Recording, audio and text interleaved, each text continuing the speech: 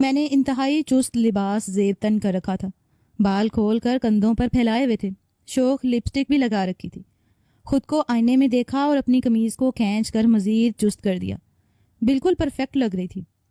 کوئی بھی مرد اگر مجھے دیکھ لیتا تو یقیناً اس کی رالیں ٹپکنے لگتیں۔ یہی تو میں چاہتی تھی کہ بس یہ مرد مجھے دیکھ کر آہیں بھریں۔ کچھ دیر پہلے خالہ نے کال کر کے کہا تھا کہ وہ میرے لیے ایک سرپرائز لانے والی ہیں۔ میں تو خوش تھی کہ یقیناً میری خالہ کسی بھرپور جوان مرد کو میرے لیے لے کر آ رہی ہوں گی۔ مجھے خوبصورت اور ہینڈسم لڑکوں سے دوستیاں کرنا اور ان کے ساتھ وقت گزارنا بے تحاشا پسند تھا۔ میں بالکل تیار کھڑی تھی، جذبات ابل رہے تھے جب دروازے پر دستک ہوئی۔ جیسے میں نے دروازہ کھولا تو سامنے کا منظر دیکھ کر میرے پیروں کے نیچے سے زمین نکل چکی تھی، کیونکہ سامنے میری خالہ سرخ رنگ کے جوڑے میں کھڑی تھیں۔ میک اپ سے لت پت چہرہ تھا اور جو فراق انہوں نے پہن رکھا تھا وہ اس قدر چست تھا کہ ان کے جسم کا ہر حصہ واضح طور پر دکھائی دے رہا تھا۔ آج سے پہلے بھی کئی مرتبہ میں اپنی خالہ کو یوں دلہن کے روپ میں دیکھ چکی تھی، لیکن جو بات مجھے حیران کر چکی تھی وہ ان کے ساتھ کھڑا شخص تھا جسے دیکھ کر میرا منہ کھلے کا کھلا رہ گیا۔ خالہ گھر میں داخل ہوئی اور میرے منہ کو ٹھوڑی سے پکڑ کر بند کر کے کہنے لگی، کیوں کیا ہوا، چونک گئی؟ ارے میری جان، مجھے مبارک دو، میں نے ان سے نکاح کر لیا۔ ارے خالہ، ایسا بھی کیا دیکھ لیا تم نے اس بڈھے میں جو اس بڈھے کو ہی شادی کر کے لے آئی؟ ارے دیکھو کیسے 2 قدم چل کر ہانپ رہا ہے، اس سے تو ٹھیک سے چلا بھی نہیں جا رہا، اور تم سہاگ رات اس کے ساتھ منانے چلی ہو۔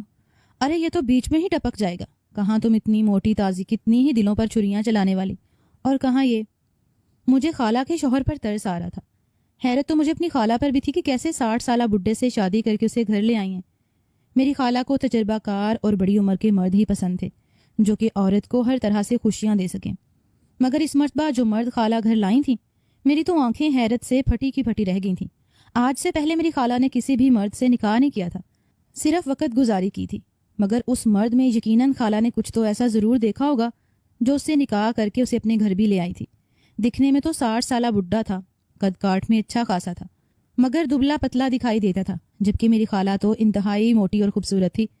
میں نے جب اپنی خالہ کو اس شخص کے ساتھ گھر میں داخل ہوتے دیکھا تو بغیر دوپٹے کیے ہی کمرے سے باہر نکل آئی تھی۔ دونوں بازو کمر پر رکھ کر کہنے لگی کہ ایسا بھی کیا جادو چلا دیا آپ نے ان پر جو یہ آپ کی دیوانی ہو گئیں۔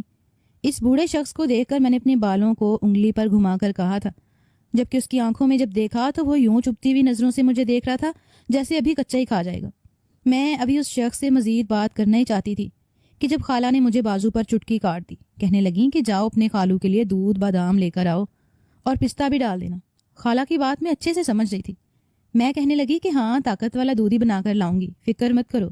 ان دونوں نے کورٹ میرج کی تھی اور پھر میں اپنی خالہ کو کسی نئی نویلی دلہن کی طرح ان کے کمرے میں لے جا کر بٹھا کر آئی تھی۔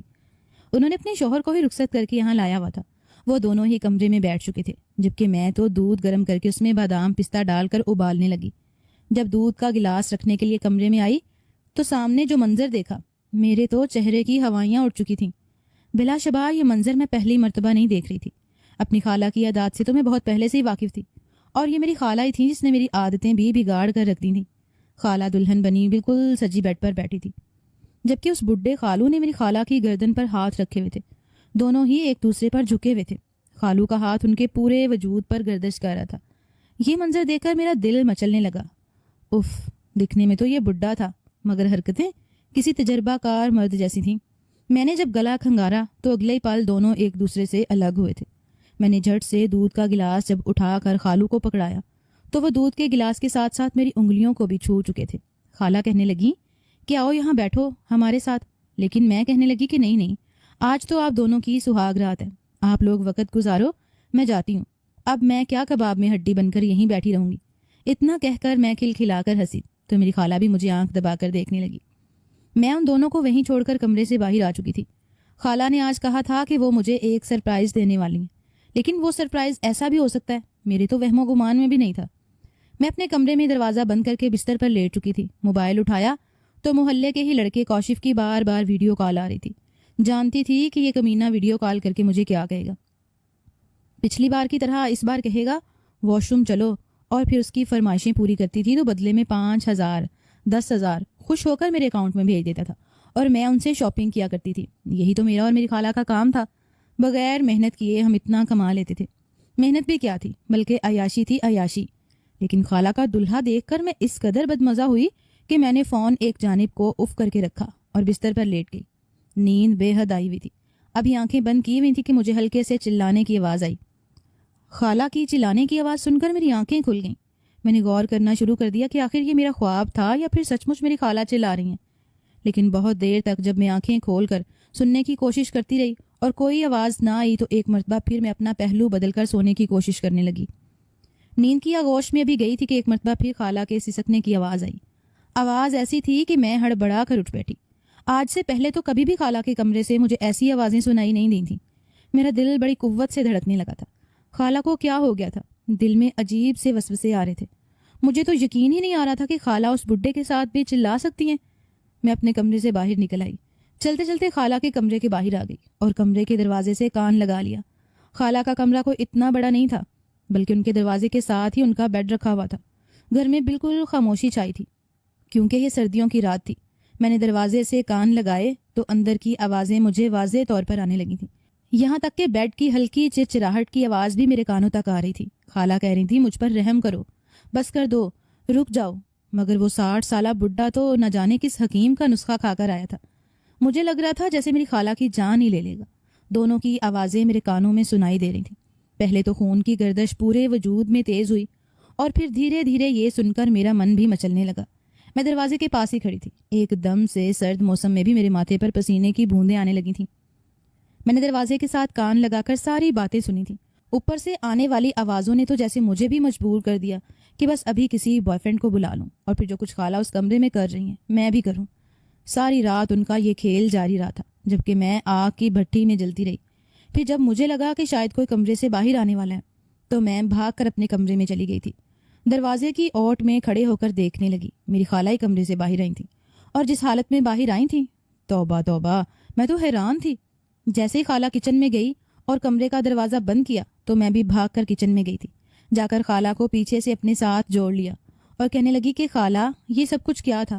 کچھ تو شرم کر لیتی، گھر میں جوان بھانجی موجود ہے اور تم اس بڈھے کے ساتھ اندر یوں چلا رہی تھی جیسے کنواری ہو اور کوئی جوان مرد تمہیں آج ہی ملا ہو جو پورے گھر میں تمہاری چیخیں گونج رہی ہیں۔ اس بات پر خالہ کا کہکا گونجا تھا۔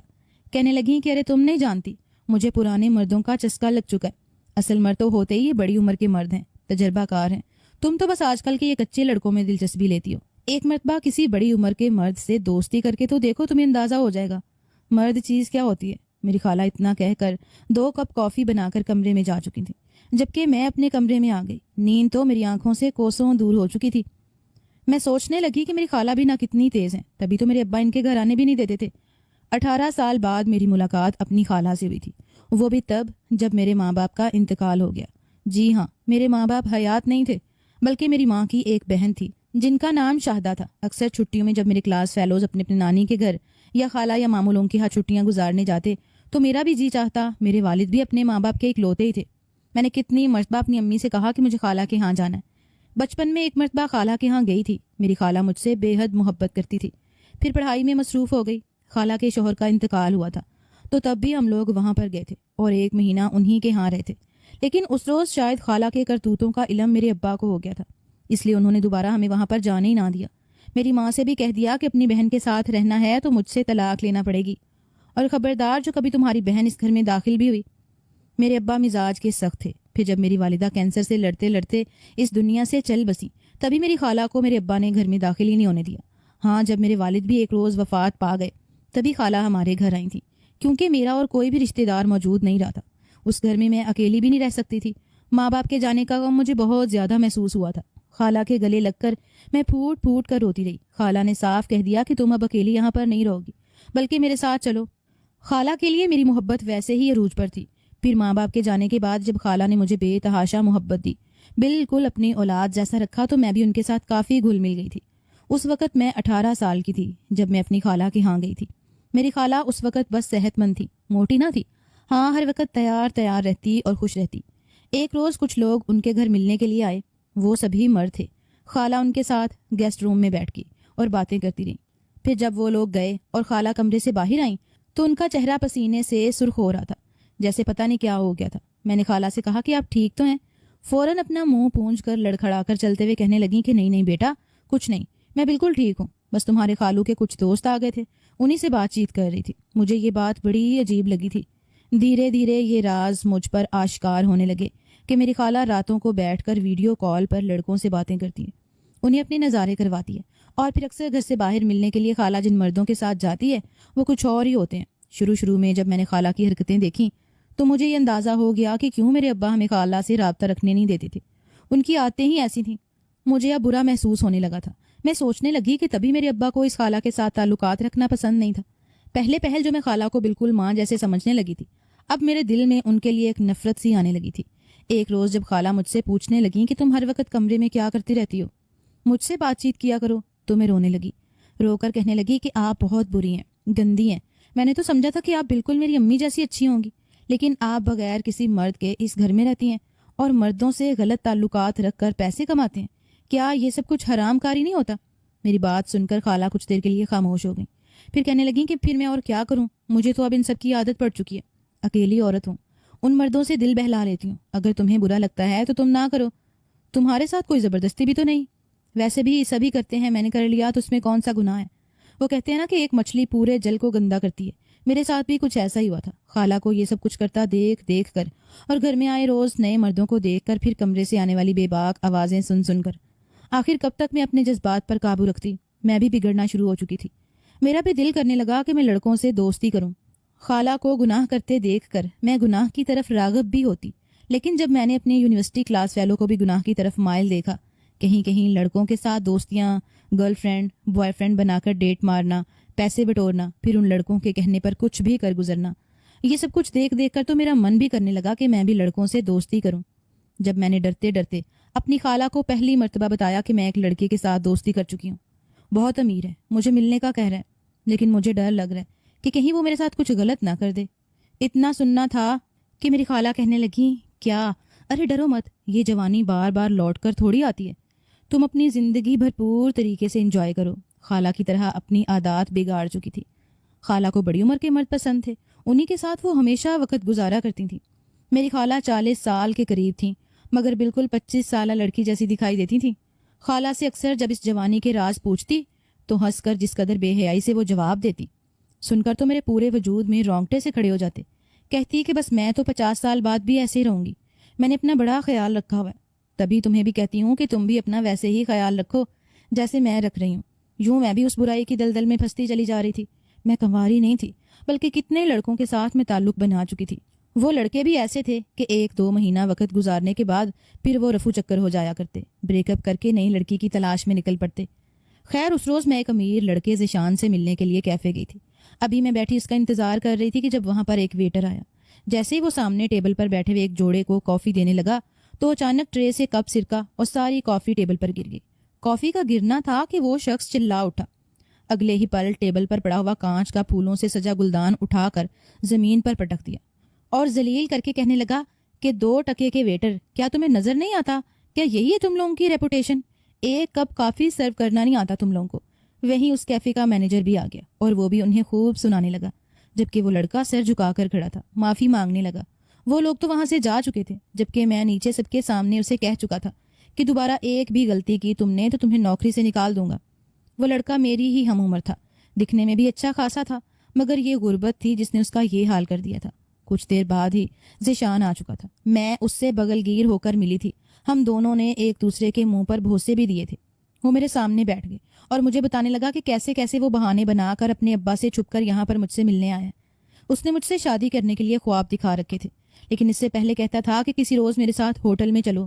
میں جانتی تھی کہ یہ بھی باقی لڑکوں کی طرح وہ مجھ سے مسلسل باتوں میں لگا ہوا تھا، جبکہ میں تو پلٹ کر اس لڑکے کو دیکھ رہی تھی جو اس ٹیبل کو صاف کر رہا تھا۔ جب ذیشان نے اسے بلایا تو مہذب ہو کر ہمارے سامنے چلا آیا۔ نہ جانے کیوں مگر یہ جذبات آج سے پہلے میں نے کسی اور کے لیے محسوس ہی نہیں کیے تھے۔ ذیشان نے اسے کولڈ کافی لانے کا کہا، وہ لینے بھی چلا گیا۔ بڑے ہی مؤدبانہ انداز میں اس نے وہ کافی ہمارے سامنے رکھی تھی، جبکہ میں تو اسے ہی دیکھے جا رہی تھی۔ یہ لڑکا جس قدر تناؤ کا شکار لگ رہا تھا، اس سے تو صاف ظاہر تھا کہ یقیناً اسے کوئی نہ کوئی مسئلہ تو لازمی درپیش ہے، تبھی اس کی یہ حالت ہو رہی ہے۔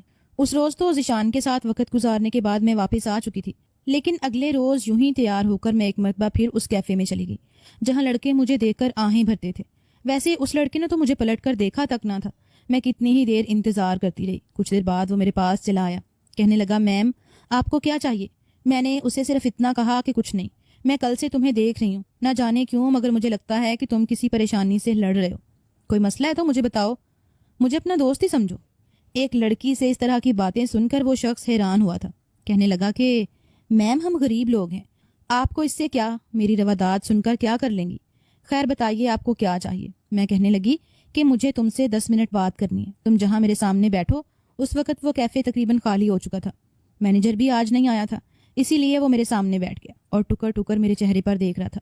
میں نے جس طرح کا لباس پہن رکھا تھا وہ مجھ سے نظریں پھیر گیا۔ شاید بے حد شریف لڑکا تھا۔ میں کہنے لگی کہ بتاؤ کوئی پریشانی ہے کیا؟ اس نے ایک گہری سانس خارج کی اور کہنے لگا کہ ہاں میری امی بہت زیادہ بیمار ہیں، کینسر جیسے موذی بیماری سے لڑ رہی ہیں۔ ڈاکٹروں کا کہنا ہے کہ علاج کے لیے 10 لاکھ روپے کی ضرورت ہے۔ اگر 10 لاکھ روپے نہ ملے تو ان کا علاج نہیں ہو پائے گا۔ ابھی کینسر شروعات میں ان کا ٹریٹمنٹ بھی کروانا ضروری ہے۔ نہ جانے کیوں مگر اس کی یہ بات سن کر میرے دل میں ٹھیسیں سی اٹھی تھیں۔ اتنے پیسے تو میرے پاس تھے، میرے والد کی ساری پراپرٹی میرے نام تھی، بینک میں اس وقت 15 لاکھ روپیہ پڑا تھا۔ نہ جانے کیوں مگر مجھے میری ماں کی یاد آنے لگی۔ میں نے اس لڑکے سے کہا کہ میں تمہیں پیسے دے دیتی ہوں، تم اپنی والدہ کا علاج کروا لینا۔ وہ خوش ہو گیا، کہنے لگا کہ ٹھیک ہے، میں آپ کو تھوڑے تھوڑے کر کے وہ پیسے لوٹا دوں گا۔ آپ تو میرے لیے فرشتہ ثابت ہوئی ہیں، آپ بہت اچھی ہیں۔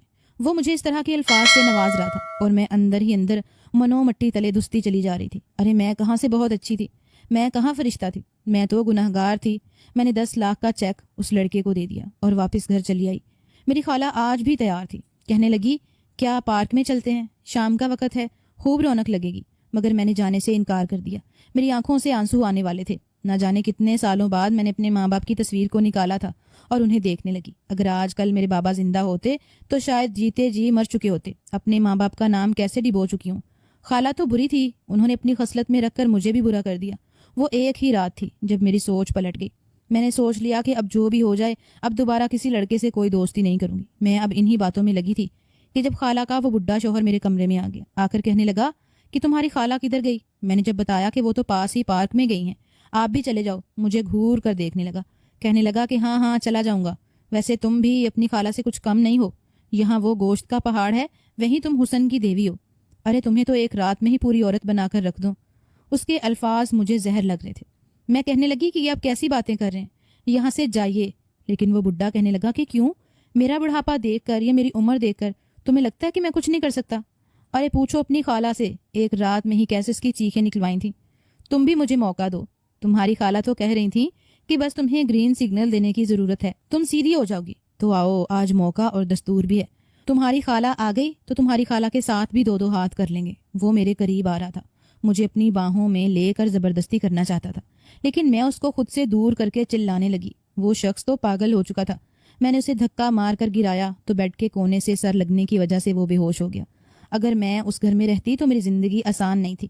میں نے وہیں ایک صفحے پر ایک خط چھوڑا جس میں یہی لکھا تھا کہ مجھے ڈھونڈنے کی کوشش مت کیجیے گا، میں یہ گھر چھوڑ کر ہمیشہ ہمیشہ کے لیے جا رہی ہوں۔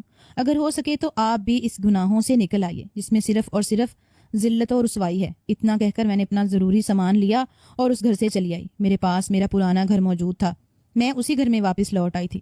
گھر میں بچوں کو ہوم ٹیوشن شروع کر دی، بچوں اور بچیوں کو پڑھانے لگی۔ محلے والوں نے بھی میرا بھرپور ساتھ دیا تھا اور پھر کچھ ہی عرصے بعد محلے کی رشتہ کروانے والی آنٹی میرے لیے رشتہ لے کر آئی۔ اسے دیکھ کر تو میں دھنگ رہ گئی تھی کہ یہ تو وہی کیفے والا لڑکا تھا۔ جب پہلی مرتبہ وہ دونوں میرے گھر میں رشتہ لے کر آئے تو وہ لڑکا مجھے پہچان چکا تھا۔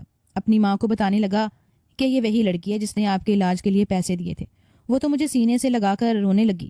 شادی ارسلان سے ہو گئی، آج میں ارسلان کے ساتھ خوش و خرم زندگی گزار رہی ہوں، جبکہ میری خالہ جو اس گھر کو چھوڑ کر آنے کے بعد کتنی مرتبہ میرے پاس آئی تھی، کہتی تھی یہاں کیسے رہو گی، لیکن میں نے ان کی باتوں میں آنا مناسب نہیں سمجھا۔ آج وہ ایڈز کی مریضہ بن چکی ہیں، لوگ ان سے گھن کھاتے ہیں، کوئی ان کے قریب تک نہیں آتا۔ ہسپتال میں اپنی آخری